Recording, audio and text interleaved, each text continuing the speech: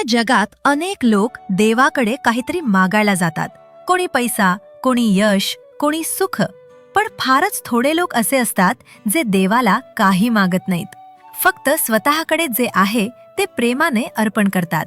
आजची ही कथा आहे अशाच एका साध्या निरागस भक्तीची. खूप वर्षांपूर्वी ओडिसामधल्या एका छोट्याशा गावात कर्माबाई नावाची एक गरीब पण श्रद्धावान स्त्री राहत होती. तिचं घर कौलारू होतं. अंगावर नेहमी साधी सारी असायची आणि आयुष्य संघर्षांनी भरलेलं होतं.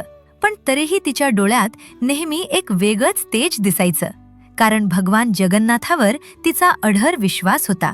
गावातले लोक अनेकदा तिला विचारायचे, इतकी गरिबी असूनही ही बाई रोज हसते कशी?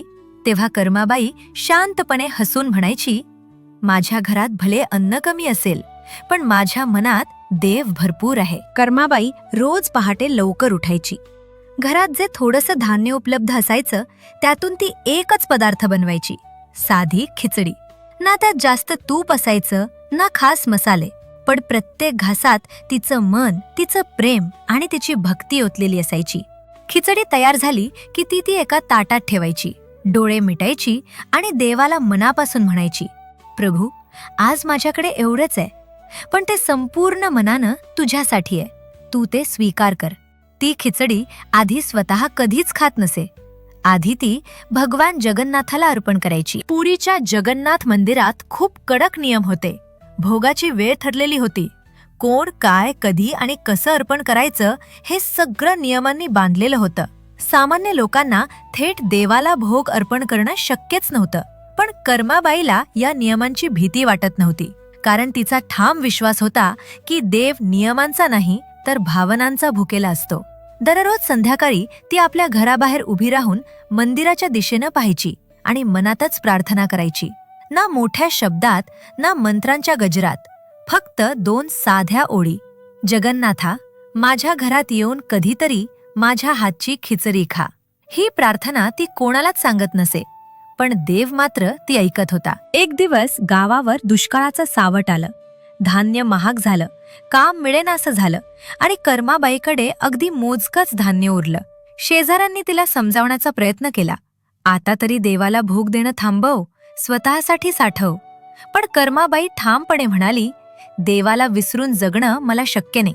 त्या दिवशी तिनं घरातलं शेवटचं धान्य काढलं, खिचडी बनवली. डोळ्यात पाणी होतं, पण मनात तक्रार नव्हती.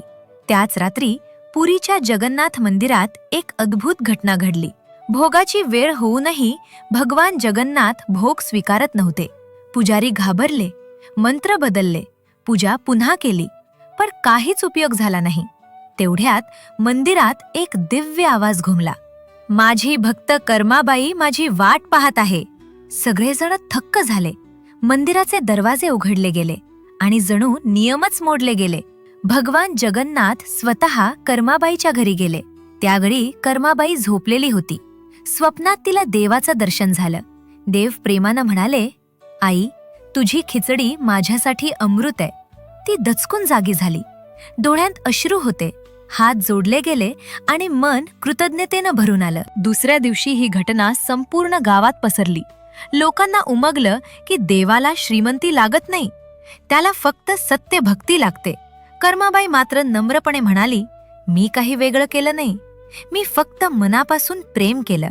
आजही ही कथा आपल्याला एक गोष्ट शिकवते, देव दूर कुठेही नाही, तो आपल्या मनात आहे. तो मोठ्या पूजेत नाही तर छोट्या भावनेत आहे. आणि म्हणूनच जिथे भक्ती खरी असते तिथे देव नक्की येतो.